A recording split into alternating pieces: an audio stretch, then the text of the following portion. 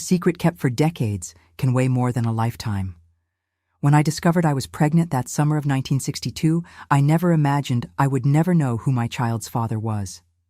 Good morning, my dears. I'm Mrs. Elaine, 82 years old, and today I'll share a story I've kept deep in my heart for a long time. Before I begin, please like this video, subscribe, and tell me in the comments where you're watching from. It's always a joy to know my stories reach so many different places. In 1962, I was a 19-year-old girl full of dreams with my whole life ahead of me. I lived in Millbrook, a small town in rural Pennsylvania, where everyone knew each other and secrets spread faster than rainwater down a hill. My father owned the only fabric store in town, a respected establishment that supplied materials to local seamstresses and women who sewed for their families. Our house was behind the store, a simple but comfortable building with a backyard full of fruit trees that my mother tended with such care. My bedroom windows overlooked this yard, and it was through them that I often escaped on nights when the moon called me to an adventure that would change my life forever. Back then, being a good girl meant following very strict rules. We woke up early, helped with household chores, went to church every Sunday, and in my case, I also worked in my father's store, serving customers and organizing the colorful fabrics that arrived from the city. My hands still remember the feel of each texture, the softness of cotton, the delicacy of silk, the shine of satin we used for party dresses. It was in the store that I met Gregory. He was the son of Mr. Joseph, owner of the town's most traditional bakery. He always came to buy fabrics for his father's employees' uniforms, and over time, these visits became more frequent and less related to business. Gregory was a handsome young man from a good family, hard-working, exactly the type of boy every mother dreamed of for her daughter. "Elaine, that son of Mr. Joseph can't take his eyes off you," my mother would say with a knowing smile. "He's a good catch, comes from a decent family." And so, with my parents' blessing, we began a traditional courtship, as was proper in those days. He visited me on Sunday afternoons. We sat in the living room under my mother's watchful eye, who pretended to sew while monitoring us. We walked in the town square after church, always holding hands, greeting acquaintances. Gregory brought me flowers and sometimes chocolates that he made himself at the bakery. It was a sweet, peaceful romance, approved by everyone, but my restless heart wanted more than that tranquility. It was in June 1962, during the summer festivals, that my life changed forever. The town received a group of traveling musicians who performed at the fairs. Among them was Isaac, a long-haired guitarist with an easy smile, who sang songs about distant places, forbidden loves, and freedom. Just one look during his performance was enough to light something inside me. "Do you always come to watch shows alone like this?" he asked when he saw me observing the band's rehearsal the next day behind the church. "I shouldn't be here," I replied, feeling my face burn, "but your music brought me." Isaac smiled in that way that made my heart race. Music has that power, makes us go where we shouldn't, feel what we shouldn't feel. We began meeting secretly in the old abandoned warehouse behind the movie theater. Isaac came to town every 2 weeks with his band. On those nights, I escaped through my bedroom window, tiptoed across the yard, and ran through the dark streets to our secret meeting place. With Gregory, I was the Elaine everyone knew, modest, obedient, the fabric store owner's daughter. With Isaac, I was someone else, free, passionate, able to dream of horizons beyond that small town. He told me about the big cities he visited, taught me songs, spoke of a world where women could choose their own paths. "Come with me next time I leave," he would say. "We can see the whole country together." I knew it was crazy, but at that age, at 19, you believe love is stronger than everything. And so I lived that double life. By day, Gregory's perfect girlfriend. By night, during the weeks Isaac was in town, the passionate lover of a wandering musician. Of course, it couldn't work out. Life has a strange way of making us pay for our choices. In August of that year, I started feeling morning sickness.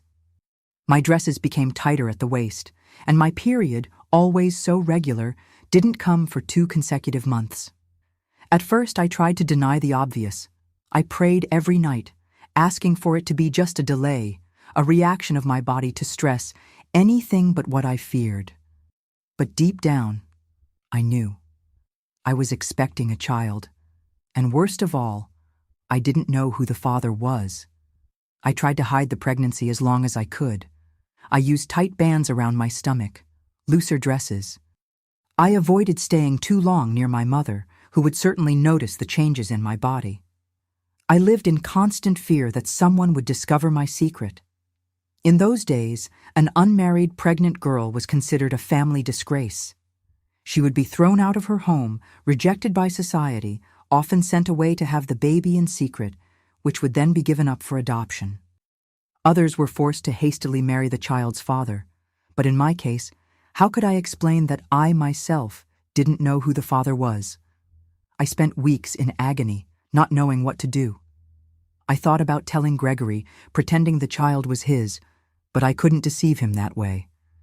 I thought about running away with Isaac, but he led an unstable life, without roots, without guarantees. And there was always the doubt, what if the child wasn't his? While I struggled with this dilemma, fate decided for me. It was a Sunday. We were all at church, as usual. The heat inside the church was unbearable that morning. The candles, the incense, the bodies pressed together on wooden benches, it all created a suffocating atmosphere. I was wearing a very tight girdle to disguise my growing belly. Perhaps because of that, or the heat, or the weight of guilt I carried, I felt strong dizziness in the middle of the service. I remember seeing my mother's worried face approaching, hearing distant voices asking if I was all right. And then everything went dark. When I awoke, I was in the church vestry. Father Matthew, Dr. Wilson, my parents, and Gregory were all around me, all with grave expressions. The doctor had examined me while I was unconscious and discovered my secret. "Your daughter is approximately 3 months pregnant," I heard Dr. Wilson tell my father in a low voice, but not low enough that I couldn't hear. The silence that followed was the most frightening sound I had ever heard. I saw my father's face transform, going from concern to shock, and then rage. My mother began to cry silently, covering her face with her hands. Gregory was pale and motionless like a statue. When we left the church, I tried to explain, to say something that might ease the situation, but there were no words. My father took me home in absolute silence while people watched us and whispered. In that small town, news flew, and before we even reached home, half of Millbrook must have known that the fabric store owner's daughter was expecting a child without being married. At home came the explosion I had so feared. "You have dishonored our family," my father shouted, hitting the wooden floor with his cane. "How could you do this to us, to Gregory?" "Dad, I can explain," I tried to say, but he didn't want to hear. "Explain what? That you gave yourself before marriage? That you made fools of us?" My mother just cried in a corner of the kitchen, unable to look me in the eyes. Then we heard loud knocks on the door. It was Gregory, accompanied by his parents. They had come to demand explanations. I thought there might be a chance to resolve the situation, that Gregory might understand, that we could quickly get married and raise the child as ours, despite the doubt that gnawed at me. But everything fell apart when Carmela, the town's well-known gossip, appeared at the gate. "I came to see if you need anything, Martha," she said to my mother, but her eyes gleamed with malicious curiosity. And then, as if casually, she turned to Gregory. "Good to see you here, boy. I thought you had traveled with your father. I saw a girl just like Elaine entering the warehouse by the cinema with that musician from the band the night before last." Gregory's face transformed before me. From pale, it turned red with anger. He turned to me, his eyes full of hurt and fury. "So that was it? You were meeting with that vagabond behind my back?" I couldn't deny it. Tears streamed down my face as I tried to stammer some explanation. "And now you're expecting a child. How dare you try to make a fool of me? How do I know this child is mine?" People began to gather in front of our house, attracted by the shouting. My shame was so great that I wished the ground would open up. You deceived me, made me look like a fool, and now you want to pin another man's child on me. Gregory then took from his pocket the brooch he had given me as a birthday present, a small silver heart that I wore every Sunday, and threw it on the floor. It's over. I never want to look at your face again. And he marched off, followed by his parents and the curious stares of the neighborhood. That night, my father gave me an ultimatum. I had 1 hour to pack my things and leave the house. You are no longer my daughter, were his last words to me for many years. My mother, hidden from my father, gave me some money and the address of a distant cousin in New York City. Go there, she whispered through tears. When your father calms down, who knows? But we both knew that door had closed. With just a cardboard suitcase containing some clothes, a photo of my family, and the money my mother had given me in secret, I caught the last bus to New York that same night. As the bus moved away from Millbrook, I looked through the window at the town lights fading behind. I placed my hand on my belly, still almost flat, and whispered, "It's just the two of us now, my child. But I'll do everything so you never know what it's like to be in need or feel shame." And so began my journey as a single mother, not knowing who my child's father was, in an era when that was one of the worst stigmas a woman could bear. Can you imagine the fear I felt? A 19-year-old girl alone in a big city, expecting a child without family, without a husband, without a profession. But you know, my dears, sometimes in the most difficult moments, we discover a strength we didn't know we had. I arrived in New York on a cold August morning in 1962. The bus left me at the old bus station, a noisy and intimidating place for a small-town girl. I clutched my cardboard suitcase tightly against my chest, as if those few belongings were my only connection to the world I had left behind. My mother's cousin, Mrs. Cecilia, lived in a neighborhood far from downtown. I took a taxi, spending part of the little money I had, because I knew nothing about that immense and frightening city. When I finally arrived at the address, dawn was breaking. I remember the gray sky, so different from the clear blue of my town, as if even the colors conspired to make me feel more alone. Mrs. Cecilia was a widowed lady who rented rooms in her large old house. She had no children and lived off these rentals and a small pension left by her husband. When I knocked on her door and introduced myself as the second cousin of Helen, my mother, she looked me up and down. Her eyes lingered for a moment on my belly, still barely visible. "Your mother sent me a telegram yesterday," she said without much emotion. "I already know about your situation. You can stay, but only until the baby is born. Then you'll have to find another place." It was hard to hear those words, but in those days, a girl in my situation couldn't expect much more. I accepted the conditions, grateful to at least have a roof over my head for the next few months. The room was small, at the back of the house, with a window that looked out onto a narrow yard. There was a single bed, an old wardrobe, and a dresser with a cracked mirror. It would be there that I would spend the most transformative months of my life. The next morning, after a nearly sleepless night, I began my search for work. I needed to gather money quickly, not only to pay for the room rent, but also to prepare for the baby's arrival. The problem was that nobody wanted to employ an unmarried pregnant girl. I knocked on many doors, heard many no's. I endured judgmental looks and even cruel words. Finally, a bakery in the neighborhood agreed to hire me to work at the counter during the mornings. The owner, Mr. Arnold, was a man of few words but a generous heart. I think he took pity on my situation, or perhaps he desperately needed help. I never knew for sure. The salary was minimal, but it included a bread roll and a glass of milk every day, which was already a blessing for someone who needed to feed not only herself, but also the life growing inside her. The mornings at the bakery were busy, with hurried customers wanting to be served quickly. Despite the fatigue and morning sickness, I strived to smile and be efficient. In the afternoon, I found another job as a housekeeper for a family in the neighboring district. Mrs. Margaret was the wife of a doctor and had 3 small children. She hired me knowing my condition, something rare in those times. "I've been a mother 3 times. I know how difficult it is," she said with a kindness that made me cry. "You can work here as long as you can, and if you need to miss work when the baby is born, I understand." The afternoons at the Avery family's house were exhausting. I cleaned, ironed, helped take care of the children. I returned to Mrs. Cecilia's room at dusk with swollen feet and an aching back, but it still wasn't enough. I needed more money if I wanted to give my child a decent future. That's when my sewing skills, learned from an early age from my mother, became my salvation. I bought threads and needles with the little money I had left and began doing small repairs for the other tenants in Mrs. Cecilia's house.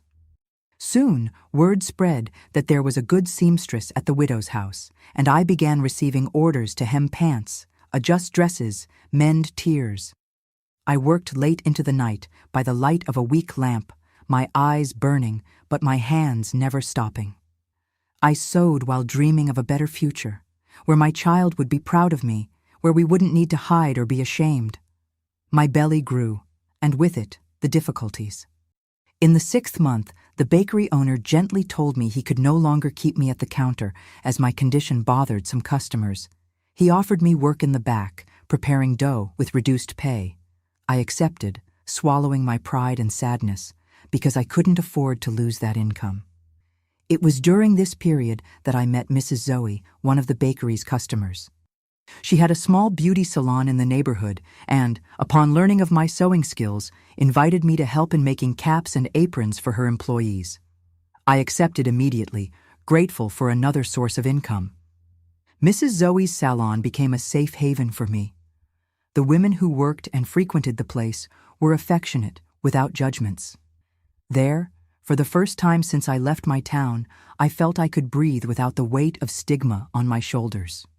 On Saturday afternoons, when I finished early at the Avery's house, I would stop by the salon to deliver the pieces I had sewn and stay a while listening to the lively conversations, the laughter, the harmless gossip. "Girl, you have a gift with the needle," Mrs. Zoe always told me. "When this baby is born and you get settled, you should think about opening your own atelier." Those words planted a seed in me, a dream for the future that helped me keep going on the most difficult days. Time passed, and my belly got so big that even working as a housekeeper became almost impossible.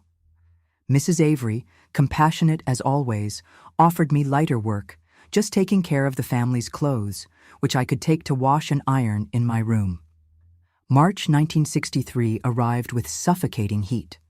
My son was expected to be born in the middle of the month, and I was still struggling to gather enough money for the delivery expenses and the first few months.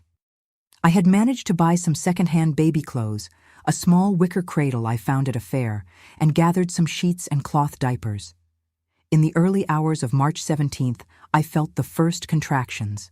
I was alone in my room with no one to help me. I endured the growing pains for hours until at dawn I desperately knocked on Mrs. Cecilia's door. "The baby is coming," I said between groans of pain. She called a taxi and took me to the nearest public hospital. The journey was torture. Each jolt of the car seemed to split my body in half. At the hospital, I was left on a gurney in the hallway, as all the delivery rooms were occupied. The nurses passed by hurriedly, casting only quick glances in my direction. One of them, younger, stopped for a moment. "Is it your first child?" she asked in a voice that tried to be gentle. "Yes," I replied through tears of pain and fear. "And the father isn't coming?" I couldn't answer. How could I explain to that stranger that I didn't even know who my child's father was? I just looked away, swallowing my tears. Finally, when I thought I couldn't take it anymore, I was taken to a collective delivery room. There was no anesthesia available for simple cases like mine. I remember the white ceiling, the bright lights, the impersonal voices of doctors giving orders, and the pain. A pain that seemed to tear my body and soul. And then, after what seemed like an eternity, I heard the cry, a strong cry, determined, as if announcing to the world, "I'm here, and I'm here to stay." "It's a boy," said the doctor without much emotion, handing the small bloody bundle to a nurse. When they finally placed my son in my arms, hours later, something indescribable happened inside me. I looked at that little red face, the half-closed eyes, the small mouth instinctively seeking food, and knew with a certainty I had never felt before that every sacrifice would be worth it for him. "John," I whispered, touching his tiny hand. "Your name will be John, like my grandfather, the most honorable man I ever knew." I spent only 2 days in the hospital. It was the standard time given to mothers without complications in childbirth, especially those who, like me, had no health insurance or money for a private room. I returned to Mrs. Cecilia's room with my little John in my arms, my body still in pain, my heart divided between the immense love for that creature and the fear of the uncertain future that awaited us. The first weeks were a blur of sleepless nights, painful breastfeeding, diapers to wash, and a fatigue that penetrated to the bones. John was a healthy baby but fussy, especially at night. Mrs. Cecilia would knock on the wall when the crying went on too long, complaining about the noise. The other tenants looked at me with deep circles under their eyes, resentful of having their sleep disturbed. Gradually, I created a routine. During the day, while John slept, I sewed nonstop, accepting any work that came my way. At night, when he woke up hungry or uncomfortable, I sang softly the lullabies my mother sang to me, rocking him in my arms until he fell back asleep. Mrs. Avery, my employer at the house where I worked as a housekeeper, was a blessing during this period. She allowed me to bring John with me when I went to pick up the clothes to wash, and often gave me clothes and toys her children no longer used. Her 3 boys adored Miss Elaine's baby and would gather around the basket where I put him, making faces to get smiles from him. One afternoon, when John was about 2 months old, Mrs. Avery made me an unexpected proposal. "Elaine, we're renovating the back of the house to make a guest room, but I thought perhaps you and the little one could occupy it. It would be good to have someone trustworthy living here, especially when we travel to visit my parents in the country. In exchange, you could take care of the house and the children occasionally." The offer fell like a blessing from heaven. The deadline Mrs. Cecilia had given me to find another place was almost up, and the idea of looking for a room with a small baby terrified me. Besides, the room at the back of the Averys' house would be much better than the cramped cubicle where we were living. And so, when John turned 3 months old, we moved into the small room at the back of the Avery family's house. It was simple but clean and airy, with enough space for John's cradle and my few possessions. Most importantly, it was a place where we could stay without the constant weight of disapproval, a place we could call home. It was there, in that simple room, that I began to rebuild my life. Gradually, my sewing clientele grew. Mrs. Avery's friends, impressed with the dresses I made for her, began to order pieces from me. Money was still tight, but enough to keep us with dignity. John grew strong and healthy. At 6 months, he was already sitting up by himself and smiling at everyone, winning hearts with his bright eyes and chubby cheeks. When he turned 1 year old, I gave a small party in the backyard of the house. Mrs. Avery and the children sang happy birthday. Mrs. Zoe brought a cake from the salon, and even Mrs. Cecilia showed up bringing a small wooden car that had belonged to her late husband when he was a child. Looking at all those people gathered around my son, people who had entered our lives by chance and become our chosen family, I felt immense gratitude. It hadn't been easy, and many nights I still cried alone, missing my parents, my town, the life I could have had. But when I looked at John's smiling face, I knew I would do it all over again, exactly the same way, just to have him in my arms. That night, after everyone had left and John was sleeping peacefully in his crib, I wrote a letter to my mother, the first since I had left Millbrook. I told her about the birth of her grandson, about how we were getting by, and included a small photo of John that Mrs. Avery had taken with her camera. I didn't know if my mother would receive the letter, if my father would allow it, or even if they still lived at the same address. But I had to try. I needed to leave a door open to the past, even as I built our future. Let's resume our story from where we left off. Did my mother respond to the letter I sent when John turned 1 year old? Yes, she did. 3 weeks after sending it, I received a thin envelope with my mother's trembling handwriting on the address. Inside was just a small note and some money. My daughter, your father doesn't know about this letter. Your son is beautiful. I keep you both in my prayers. Use this money for whatever you need. With love, your mother. It was like a ray of sunshine after a long storm. Knowing that my mother still thought of me, that she hadn't completely disowned me, brought a hope I hadn't felt in a long time. That money, which wasn't much but represented her sacrifice to get it hidden from my father, I saved for John's education. It was the beginning of a savings account that I maintained religiously, even in the most difficult months. The years passed, and John grew strong, intelligent, and curious. At 2, he was already speaking clearly, asking questions about everything around him. At 3, he learned to recognize letters and numbers, observing the books of Mrs. Avery's children. He was a happy child, despite all the difficulties, as if he had inherited an inner strength that I didn't even know I possessed. In 1967, when John turned 4, our lives took a new direction. Mrs. Avery, who had become not just my employer but a true friend, called me for a conversation. Elaine, you know we greatly admire your work with sewing. My husband has an aunt who is opening a small children's clothing factory and needs someone with your talent. It would be a steady job with all the benefits. What do you think? The opportunity seemed heaven-sent. A stable job with benefits was more than I dared to dream. I accepted immediately, despite the fear of changing again, of leaving the safe little world I had built at the back of the Avery's house. Mrs. Grace's factory, Dr. Avery's aunt, was in the garment district, known for its clothing trade. It was a not very large warehouse, with several sewing machines lined up, cutting tables, and mountains of colorful fabrics. When I entered that space for the first time, feeling the smell of new fabric and hearing the rhythmic sound of the machines, I knew I was in the right place. I was hired as the main seamstress, responsible for the most delicate pieces and the final touches. The salary was better than anything I had earned until then, and the hours allowed me to leave John at the newly opened public school in the morning and pick him up in the afternoon. In the first months, we continued living at the back of the Avery's house, but with the stability of the new job, I began looking for a place of our own.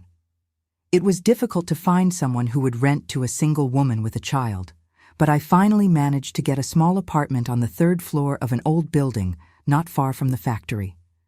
It was tiny, just 1 bedroom, a living room that also served as a kitchen and a bathroom, but it was ours.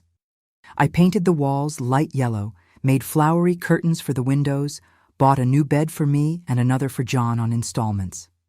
When we moved in January 1968, John ran from one side of the apartment to the other, amazed. "Mom, is it all ours? Just ours?" "Yes, my love, it's our little home." He opened such a radiant smile that I felt my heart expand. At that moment, all the tears shed, all the hard work, all the loneliness were worth it. Life gained a pleasant routine. In the morning, I took John to school before going to work. In the afternoon, he waited for me at the house of an elderly neighbor, Mrs. Isabel, who cared for some children from the building in exchange for a small amount. At night, we had dinner together, and then I helped him with his lessons, or we read stories, or simply talked about our day. John was an observant and sensitive child. From early on, he noticed that our family was different from others. When he was 5, he came home from school one day with a furrowed brow. "Mom, why don't I have a dad like the other boys?"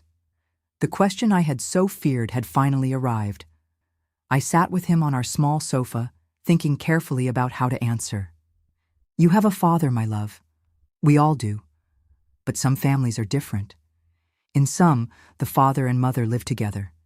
In others, like ours, it's just the mother and child." "But where is my father? Why doesn't he live with us?" How do you explain to a child something that even I didn't fully understand? I opted for a simplified version of the truth. Your father lived in another town, And we separated before you were born. He doesn't know about you. Can we find him? Tell him about me?" John's hopeful look broke my heart. How could I tell him that I didn't know who his father was? That it could be one of two men, neither of whom would probably accept him? "I don't know where he is now, dear, but one day when you're older, we'll talk more about this. The important thing is that we have each other, right?" He nodded, seeming satisfied with the answer for the time being. And the subject was temporarily forgotten, but I knew it would return, that the questions would become more complex as he grew. At the factory, my work was increasingly recognized. Mrs. Grace, an energetic lady in her 60s, had noticed my talent for creating new models, not just copying existing ones. In 1970, she promoted me to head of the creative department with a significant salary increase. "You have good eyes for fashion, girl," she would say with her heavy Boston accent. "You know what mothers will want to dress their children in before they even know it themselves." With a new position came new responsibilities, but also more creative freedom. I began designing entire collections, inspired by the clothes I saw in magazines and in expensive store windows, but adapted to the budget of ordinary families. My ideas were fresh, different, and sales grew rapidly. John, then 7 years old, often accompanied me to the factory on Saturdays. He would sit quietly in a corner, drawing or reading, while I finished some work. The other seamstresses adored him, bringing colorful fabric scraps for his drawings or sweets hidden in the pockets of their aprons. It was on one of those Saturdays that he surprised me with an unexpected question. "Mom, when are you going to have your own store?" I looked at him, astonished. "What do you mean, son?" "Mrs. Grace said you're the best seamstress she's ever met, that you should have your own business. Why don't we have a store just for us?" The idea had crossed my mind a few times, especially when I saw how much the clothes I designed were sold for, a much higher price than I received to create them.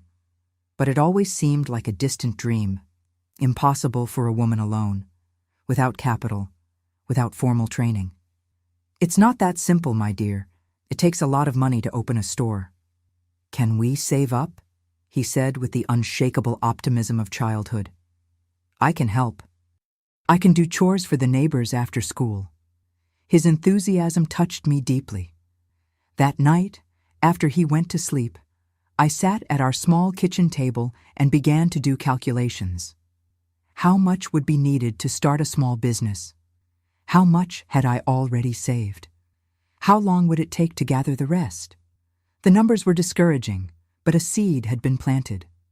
I began to save more determinedly, cutting expenses where I could, accepting extra sewing work on weekends. I opened a specific savings account for the store fund, as John called it. The years passed. John grew quickly, was always among the best students in his class, and at 10 was already taller than many 12-year-old boys. When I looked at him, I sometimes saw traits that reminded me of Gregory, the shape of his chin, the way he furrowed his brow when concentrating. Other times, a smile, a gesture brought Isaac to mind. It was a bittersweet memory that made me think about what could have been, the choices I had made. In 1974, an unexpected event changed the course of our lives again. Mrs. Grace, now over 70, decided to retire and sell the factory. She called me to her office one afternoon after everyone had left. "Elaine, you know I have no children. This factory is like a daughter to me, and you, in recent years, have been its soul." She paused, adjusting her glasses on her thin nose. "I have a proposal for you. I can't give you the factory. I need the money from the sale for my old age, but I can sell it to you at a fair price, with payment terms you can afford." I was speechless, my heart beating rapidly. It was an opportunity I had never imagined, much bigger than the small atelier I dreamed of opening one day. "You don't need to answer now," she continued. "Talk to your son, think carefully, but know that I prefer to sell to you, who loves this place as I do, than to a stranger who might destroy everything we've built." That night, I could barely sleep. The proposal was tempting but frightening. Taking over an entire factory with employees, suppliers, customers was a huge risk. What if I failed? What if I lost not only the money invested, but also the security I had built for John? When I told him, however, his eyes shone with excitement. "Mom, it's our dream. It's much better than a small shop. You'll be the owner of an entire factory." His enthusiasm was contagious, but there was still the matter of money. The savings I had been making for the store fund weren't enough for the initial payment Mrs. Grace was asking for. I would need a bank loan, something that seemed almost impossible for a single woman in those days.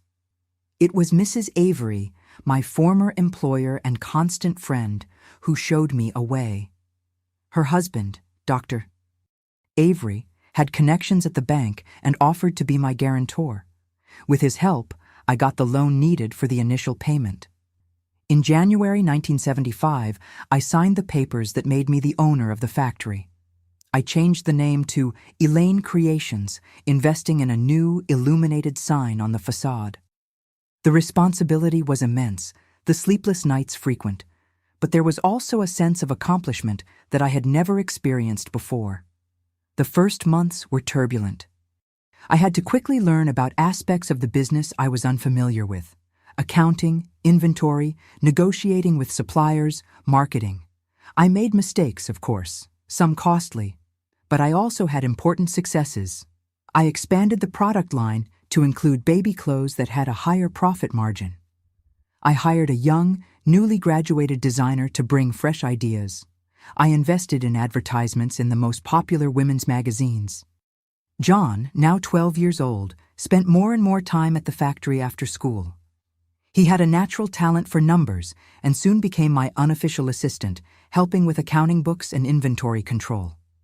His constant presence at the factory raised eyebrows, a boy in a predominantly female environment, but he didn't seem to mind. "I like to be where you are, Mom," he would tell me when I asked if he wouldn't prefer to be playing ball with friends. As the factory grew, our personal life also improved. In 1976, we bought our first car, a used light blue Volkswagen Beetle. John, who had just turned 13, declared he would learn to drive as soon as he was old enough. At the end of that same year, we managed to fulfill another dream, moving to a larger apartment with 2 bedrooms, a spacious living room, and a kitchen where we could finally have a decent table for meals. It was on the 5th floor of a building with an elevator, a luxury that delighted us. From the living room window, we could see a piece of Central Park, a view that never ceased to amaze me, even after years living there. John's adolescence brought new challenges.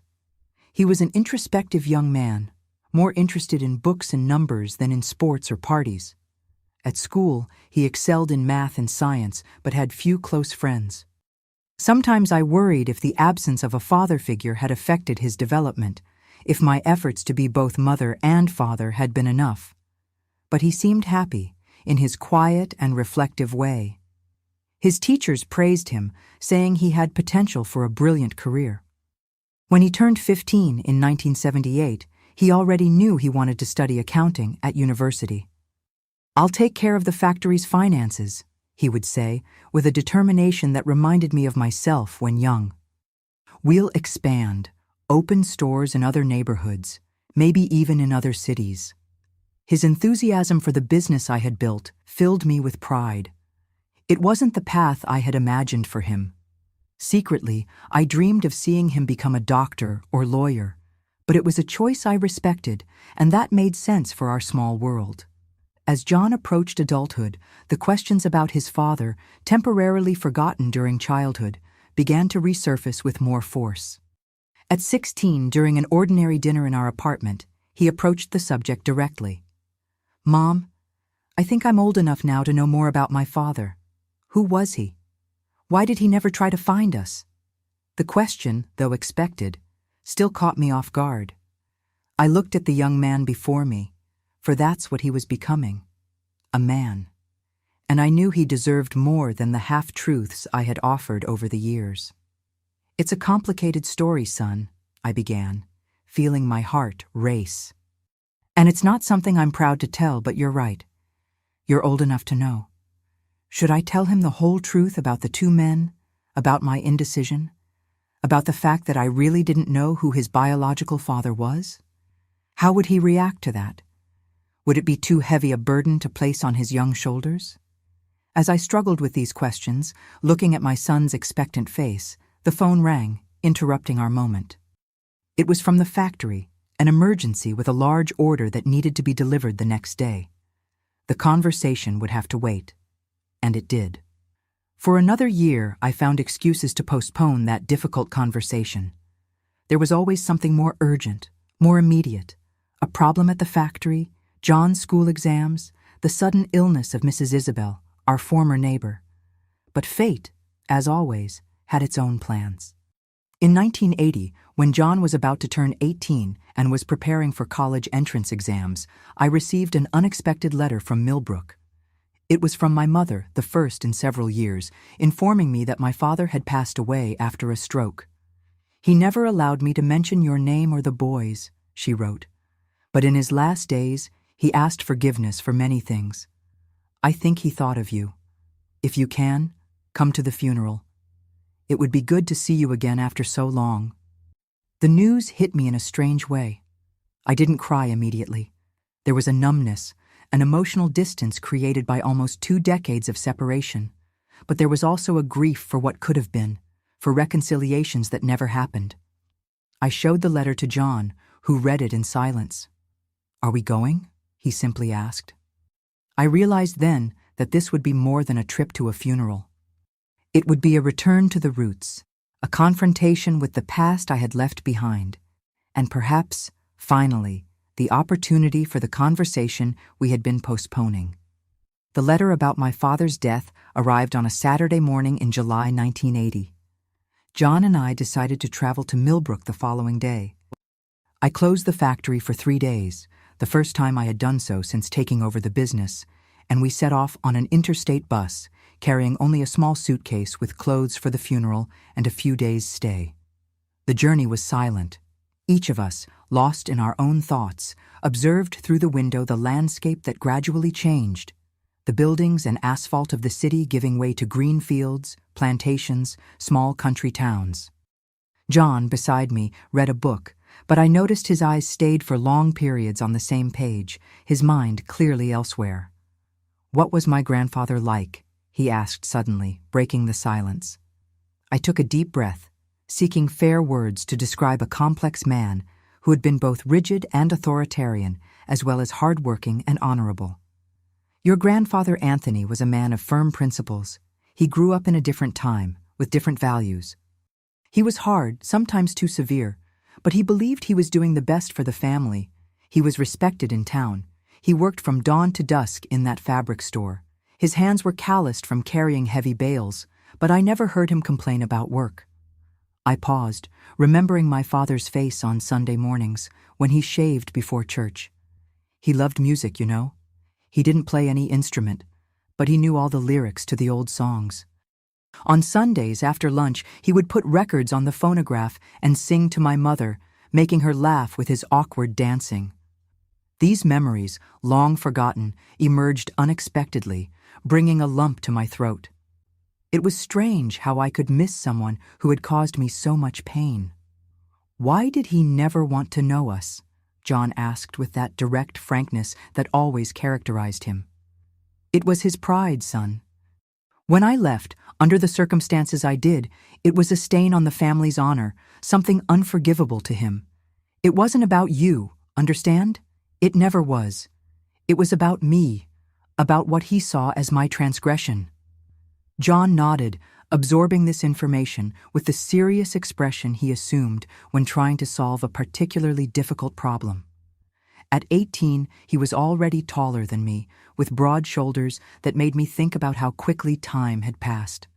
He was no longer the little boy who held my hand to cross the street, but a young man about to begin his adult life. We arrived in Millbrook in the late afternoon. The town had grown in the 18 years since my departure, but it still maintained that small-town air, with its central square, the imposing church, the old houses with colored windows.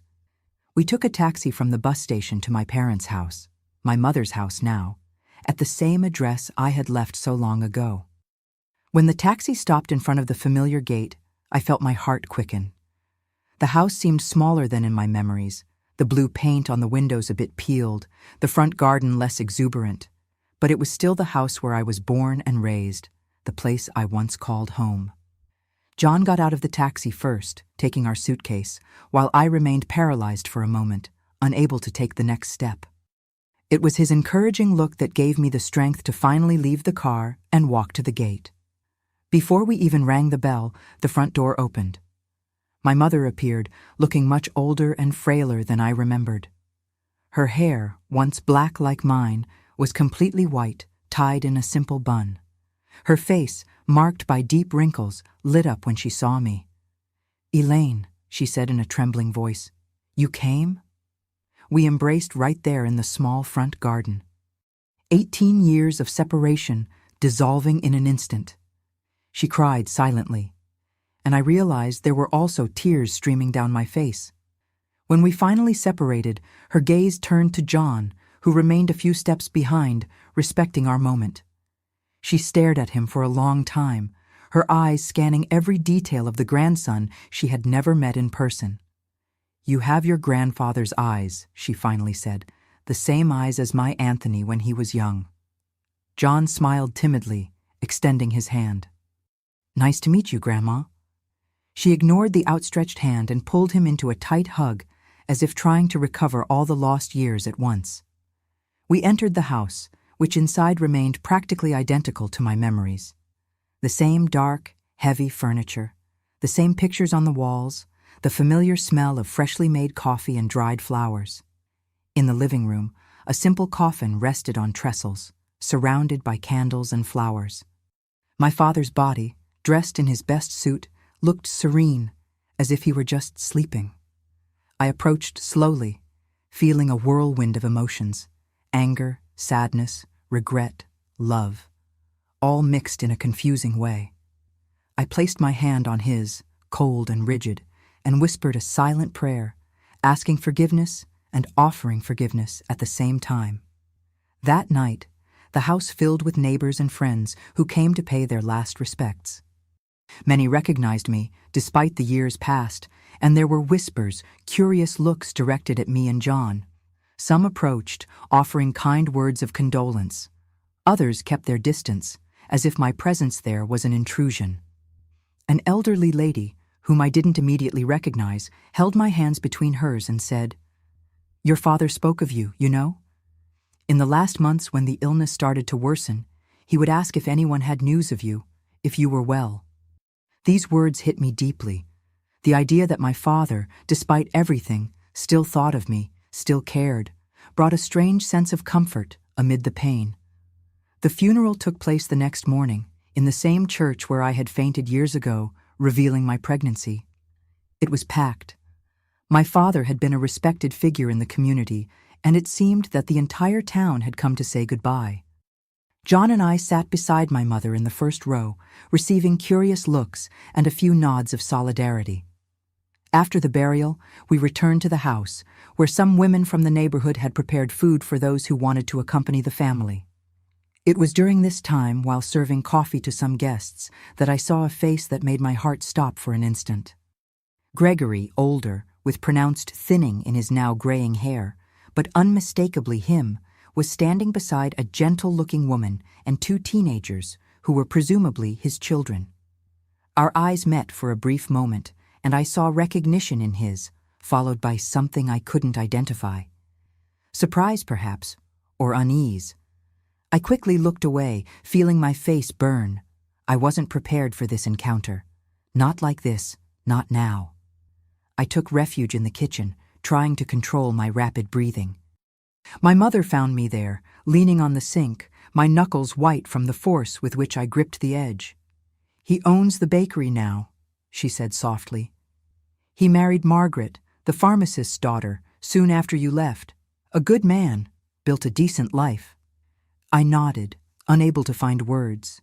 The mere mention of Gregory opened a box of memories that I had kept closed for so long. "And Isaac?" I heard myself asking before I could contain myself. My mother sighed. "That musician continued on the road for a few years. Then I heard he settled in Harrisburg with a fixed band at a restaurant. I don't know anything beyond that." 2 lives that had followed their course, just like mine. 2 men who could be my son's father, both building their own stories, perhaps never thinking about what they had left behind. That night, when the house finally emptied and John had already retired to the room that had belonged to my older brother, now living in California, he couldn't return for the funeral. I sat with my mother on the back porch. The same wooden swing was still there, creaking softly as we swung in the darkness, perfumed by jasmine. "Your son is an admirable young man," she said, breaking the silence. "Educated, intelligent. You did a good job, Elaine." "It wasn't easy," I replied, feeling tears forming. "There were days when I thought I couldn't make it, that it was too much weight to carry alone. But you did it. You've always been strong, stronger than me, who never had the courage to defy your father, even when I disagreed with him." She paused, looking at the stars that dotted the dark sky. "He asked me about you, John, this afternoon, while you were talking to the pastor. He wanted to know what you were like when you were young, if you always wanted to be a seamstress, if—" She hesitated. "If what, Mom?" "If you had loved his father." The question hung between us like something alive, pulsating. I felt a tightness in my chest, thinking about what John might be feeling, the questions that certainly tormented him. "What did you tell him?" "The truth, that you were a dreamy girl, talented with needle and thread since you were little. And that, regarding his father, well, I said it was a story that only you could tell." That night, lying in my old bed, in the room that remained practically untouched since my departure, I made a decision. It was time for John to know the whole truth, however difficult it might be. He deserved that, and I needed to free myself from this secret I had carried for so long. The next morning, after breakfast, I invited him for a walk. I took him to the central square, where I used to stroll with Gregory on Sundays after church. We sat on a bench under a leafy tree, observing the fountain that sprayed crystal-clear water under the morning sun. "You've asked me about your father many times over the years," I began, feeling the words stuck in my throat. "And I've never been completely honest with you." He looked at me with those serious and patient eyes, waiting for me to continue. "The truth is that I don't know who your biological father is. It could be one of 2 men." And then I told him everything about Gregory, the baker's son, the boyfriend approved by the family, whom I planned to marry one day. About Isaac, the itinerant musician who made me dream of a different, free, and exciting life. About how I was divided between the 2, living a lie that eventually collapsed when I discovered the pregnancy. John listened in silence, his face an impenetrable mask. When I finished, long moments passed without him saying anything. My heart was beating so hard I thought it might burst from my chest. "You saw Gregory yesterday?" he finally said. Not a question, but a statement. I nodded. "Yes, at the wake. He owns the bakery now, has a family. Do you think he could be my father?" "It's possible, just as Isaac is." More silence. John looked at his hands, the long, strong fingers so similar to mine. "Do you want to meet them?" I asked softly. "We could look for Gregory today and maybe find out where Isaac is now." He raised his eyes, meeting mine. There was a determination in them that surprised me. "No," he said firmly. "I don't need to know which of them is my biological father. You've been mother and father to me throughout my life. It's enough." I felt tears streaming down my face, unable to contain them. "Are you sure? I always thought you would like to know, to have that connection. The only connection that matters is the one I have with you, Mom.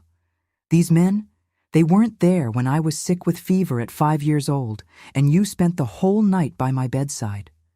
They weren't there when I learned to read, when I entered school, when I got my first A in math. They didn't work double to give me a roof, food, education." He held my hands between his, now larger and stronger than mine. "You always told me that family isn't just a matter of blood, but of love, of presence, of daily choices. You chose to be my family every day for 18 years. It's all I need to know." At that moment, sitting in a square in the town that had rejected me so many years ago with my son, the same son who had been the cause of shame and scandal, I felt a peace I had never experienced before. The pieces of my life, for so long fragmented, finally seemed to fit into a complete picture. We stayed in Millbrook for 3 more days. I helped my mother organize my father's pending affairs, including the sale of the fabric store, which was already practically closed when he passed away. I walked with John around the town, showing him the places of my childhood and youth, telling stories of a time that seemed to belong to another life. On the morning of our departure, my mother surprised us with an announcement. "I've been thinking," she said, as we had coffee in the sunny kitchen. "There's nothing holding me here anymore. The house will be sold. The store no longer exists. I would like to go with you to New York, if you'll have me." The idea of having my mother back in my life, of John being able to get to know his grandmother better, of building a new chapter together, filled me with joy. We embraced, crying and laughing at the same time, making plans for the future. We returned to New York 3 days later. The 3 of us together, leaving behind a town full of painful memories, but also taking with us a new sense of completeness, of circles closing and wounds that finally began to heal. My mother adapted quickly to life in the city. We set up a small room for her in our apartment, and soon she became an essential part of our daily life. Her presence brought a new dimension to our family, filling spaces we didn't even know were empty. At the end of that year, John was accepted to study accounting at NYU, one of the most prestigious universities in the country. The celebration in our apartment with cake and champagne marked not only his academic achievement, but also a new chapter for all of us. As I watched my son blow out the candles on a cake that read, "Congratulations, college boy," I thought about everything we had been through, the difficulties overcome, the fears faced, the joys shared. The path hadn't been easy or direct, but each step, each choice, each sacrifice had brought us there, to a moment of pure and deserved happiness. That night, as my mother and John talked animatedly about plans for the future, I found myself thinking about Gregory and Isaac, the paths not taken, the lives that could have been. There was no regret, just a serene acceptance of the past and gratitude for the present. One of those men had contributed DNA to create the extraordinary being that was my son, but it was I who had shaped him, who had educated him, who had loved him unconditionally every day of his life. And that, I finally discovered, was what really mattered. The years that followed our return from Millbrook brought a new phase for our family. John dedicated himself heart and soul to his accounting degree, immersing himself in studies with the same determination that had always characterized him. I remember the nights when I would find him bent over immense accounting books at the kitchen table, his eyes red with fatigue but shining with that insatiable curiosity.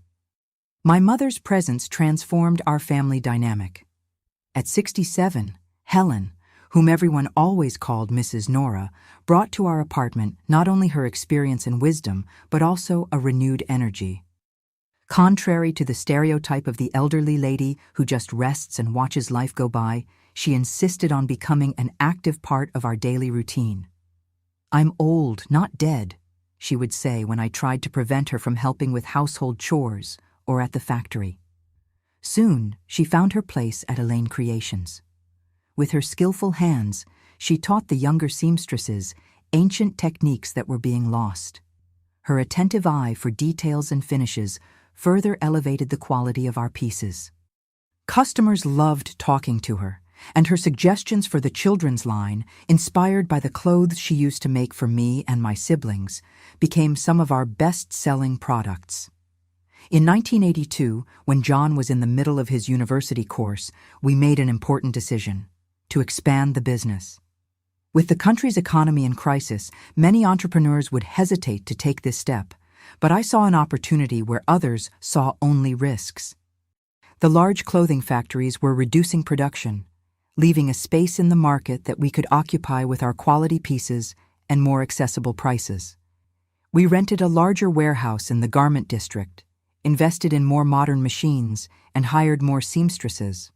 John, even though still a student, took over the financial and administrative part, applying in practice what he learned in classes. His ability with numbers and planning, allied with my experience and creativity, formed a perfect partnership. The expansion brought challenges, of course. There were sleepless nights worried about payrolls, delivery deadlines, negotiations with suppliers, but it also brought enormous satisfaction to see our small family business growing, generating jobs, being recognized for quality and ethics in the treatment of employees and customers. In 1984, John graduated with honors, being the class speaker. Sitting in the audience between my mother and Mrs. Avery, who remained a constant presence in our lives, I felt such great pride that I thought my chest would explode. That elegant young man on the stage, speaking confidently about social responsibility and professional ethics, was the same baby I had cradled alone on nights of fear and uncertainty. Each of us, he said in his speech, carries the legacy of those who came before. But we also have the responsibility to build our own path, to transform what we receive into something even better to pass on. His words seemed especially directed at me, a silent acknowledgement of the journey we had shared. The graduation marked not only the end of an academic stage, but also the beginning of a new phase in the business. With John officially as a partner and financial director, Elaine Creations took its next big step, opening our first retail store. Until then, we had sold wholesale to other stores or directly from the factory to customers who knew our work. Having a retail space was an old dream that we finally realized in March 1985 on a busy street in Midtown. I remember the emotion of seeing the facade with our name, the elegant windows displaying our creations, customers entering curiously to know the pieces they had already heard about. It was in that store, on a rainy afternoon in August, that the past crossed our path again in an unexpected way. I was serving a customer, showing her our new collection of children's dresses, when I heard the doorbell. I looked up and saw a woman approximately my age, elegant in a navy blue dress, accompanied by a young woman who seemed to be her daughter. Something about her seemed familiar, but I couldn't immediately identify it. When I finished with my customer, I approached to serve them. The woman looked at me and smiled, a smile that awakened a distant memory. "Elaine? You're Elaine, aren't you?" I nodded, trying to place that face in my memories. "I'm Margaret, Gregory's wife. We saw each other briefly at your father's funeral a few years ago." I felt a chill down my spine. Margaret, Gregory's wife, the woman who had built a life with the man who could be the father of my son. "Of course, Margaret. How are you?" "Well, thank you. This is my daughter, Catherine. We're looking for a dress for her wedding." Catherine smiled timidly, extending her hand. She was a pretty girl, with eyes that reminded me very much of Gregory. "Your store was highly recommended by a friend," Margaret continued. "She said nobody makes dresses as elegant and well-finished as Elaine Creations." What followed was a surreal encounter. I served them, as I would with any customer, showing options, discussing fabrics and models, taking measurements, but my mind was elsewhere, imagining the strange paths that life traces. There I was, creating the wedding dress for Gregory's daughter, while my own son, who could be her half-brother, worked in the back room, completely unaware of this connection. When Margaret mentioned that the wedding would be in Millbrook, in the same church I had attended in my youth, I asked, trying to sound casual, "Does your husband still have the bakery there?" "Yes, St. Joseph's Bakery is an institution in the town now. Gregory expanded the business, opened a cafe next door. Our oldest son works with him, will take over when his father retires." I felt a pang of something, not exactly envy, perhaps melancholy, thinking about the life Gregory had built, the continuity of his legacy through his son. But soon the feeling passed, replaced by the certainty that my own path, however difficult it had been, had brought me exactly where I should be. When John appeared from the back room to ask me about an order, I introduced him simply as my son and partner. Margaret was politely cordial, without showing any suspicion about the possible connection. I carefully observed John's and Catherine's faces side by side, looking for similarities, but I couldn't discern anything conclusive. Perhaps it was better that way. In the following weeks, as I worked on Catherine's wedding dress, I reflected a lot on the quirks of fate. How two lives that had been so intertwined, mine and Gregory's, followed such different paths, only to cross again so many years later in such an unexpected way. When the dress was ready, Margaret came to pick it up alone. As we carefully wrapped the piece, she looked at me with an expression I couldn't decipher. "Gregory knows the dress was made here," she said suddenly. "When I mentioned your name, he was quiet for a long time. Then he told me about you two, about what happened." I felt my heart quicken, not knowing what to say. "He wonders sometimes," she continued in a soft voice, "about you, about how it might have been. Not out of regret, we're happy together, but out of curiosity about the paths not taken." Her words echoed my own thoughts, and for a moment we shared a silent understanding, woman to woman. "Tell him I'm well," I finally replied, "that I've built a good life, that I'm happy." She nodded, taking the package with the dress. Before leaving, she turned one last time. "Your son, he looks a lot like you." I never knew if there was something more in that observation, some insinuation or unformulated question. I preferred to believe it was just a kind comment, a way to end our brief reunion with courtesy. The dress I created for Catherine became an important milestone for Elaine Creations. Photos of the wedding were published in a local newspaper, and soon we began receiving orders for wedding dresses from all over the state. Almost without realizing it, we transitioned from children's and casual fashion to a line of party and wedding dresses that quickly became our specialty. In 1987, the year John turned 24, two events transformed our lives again. The first was the arrival of Mary, a newly graduated young designer whom we hired to help with the growing demand for wedding dresses. Intelligent, creative, and determined, she brought a new energy to the atelier and, without anyone planning it, captured my son's heart. I observed the romance develop first with concern. Mary was an employee, after all. Then with joy, seeing the happiness she brought to John. They shared not only love, but also compatible values, dreams, and ambitions. She understood him in a way few could, respecting his more serious and methodical nature, while encouraging him to explore his more creative and spontaneous side. The second event was less happy.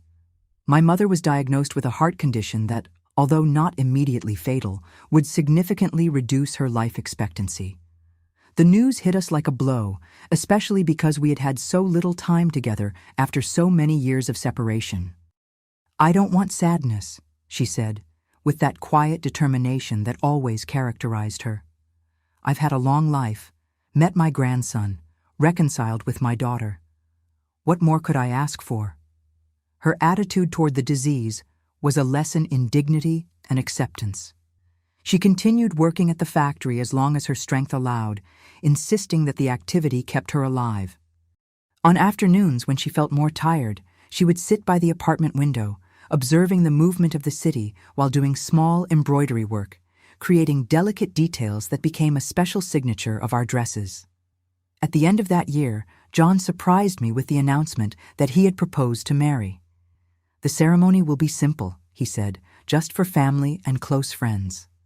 What he didn't know was that Mary and I were already secretly working on her dress. A special creation that combined traditional elements with modern touches, reflecting her unique personality. The preparation for the wedding brought renewed excitement to our house, especially for my mother, who insisted on participating in all the details, from choosing the flowers to the menu for the small reception we would have in our apartment. "I'm going to live to see my great-grandchild," she declared, with a conviction that admitted no contradiction. So, don't take too long after the wedding. John and Mary married on a sunny afternoon in May 1988 in a small chapel in the Upper East Side.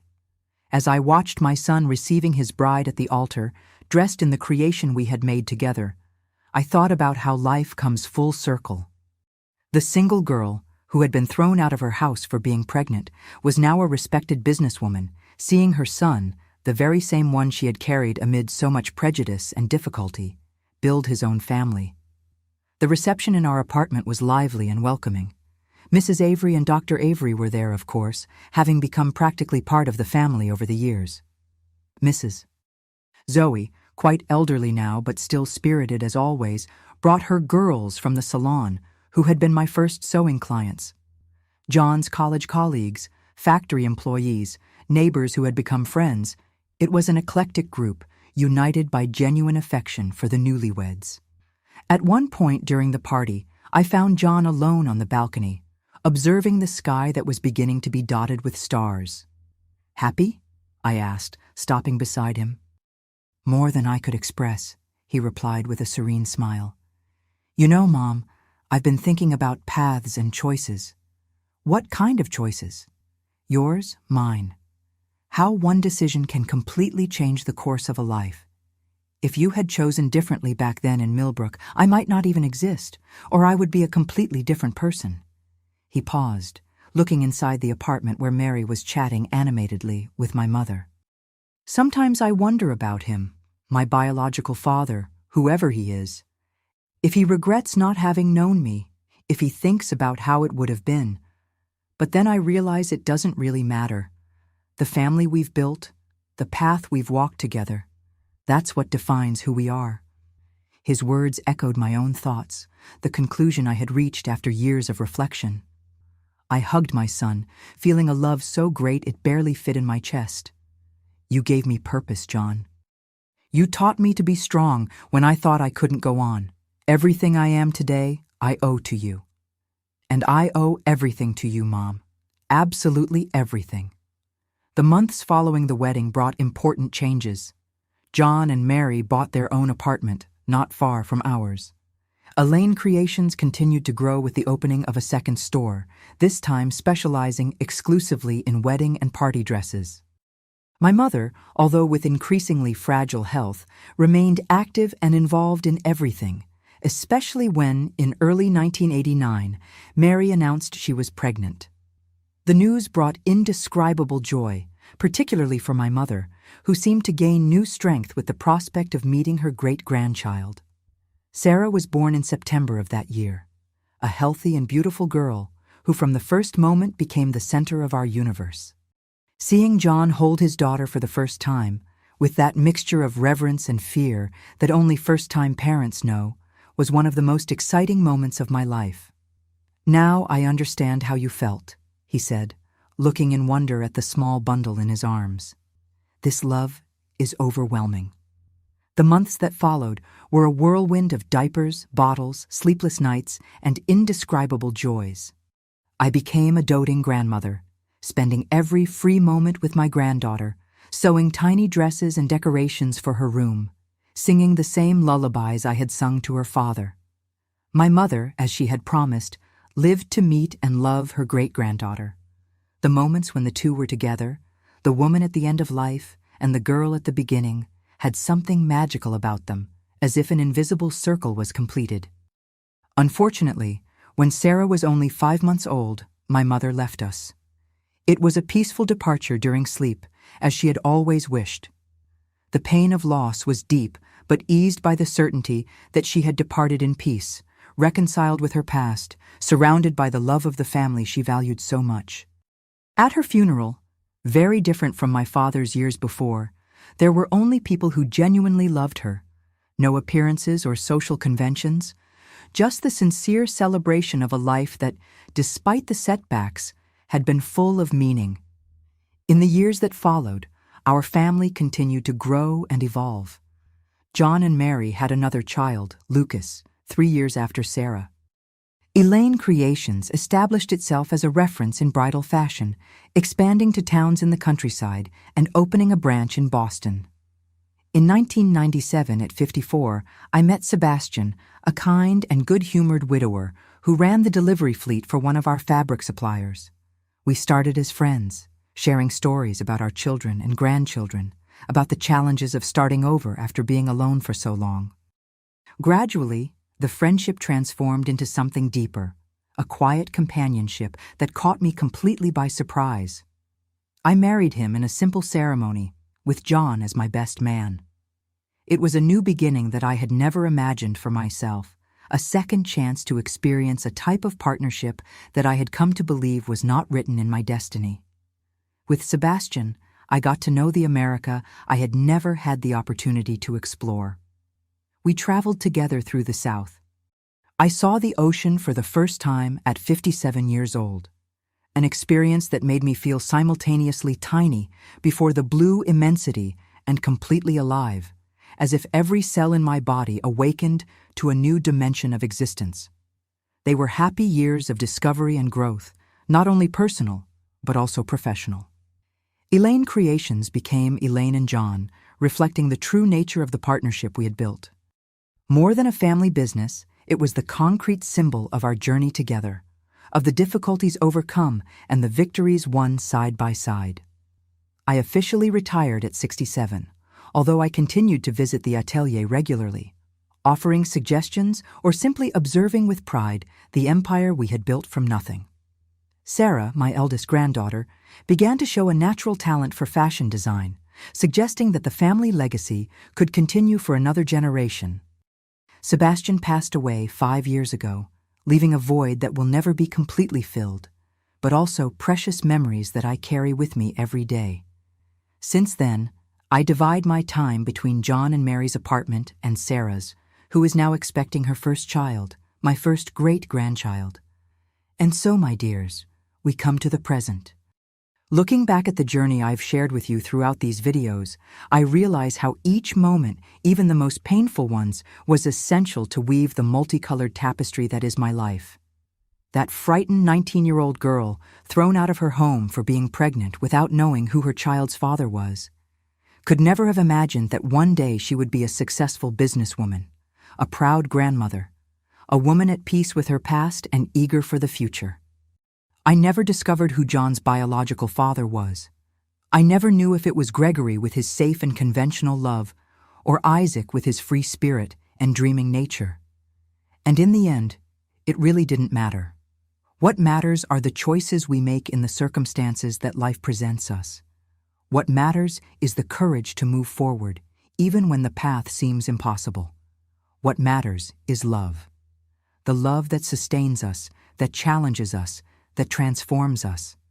My story isn't extraordinary. It's just one among millions of stories of women who faced prejudice, overcame obstacles, and built meaningful lives from difficult circumstances. If it has touched you in some way, if it has brought comfort or inspiration, then it has fulfilled its purpose. I thank each of you who accompanied me on this journey. I'll continue answering your questions and sharing small stories here on the channel. Always remember, life comes full circle, paths cross in unexpected ways, and even the most painful mistakes can lead us to wonderful places we might never have found otherwise. With all my love, I say goodbye for today. Don't forget to like the video, subscribe, and share with anyone who might benefit from this story. Until our next meeting, dear ones, Mrs. Elaine thanks each one of you.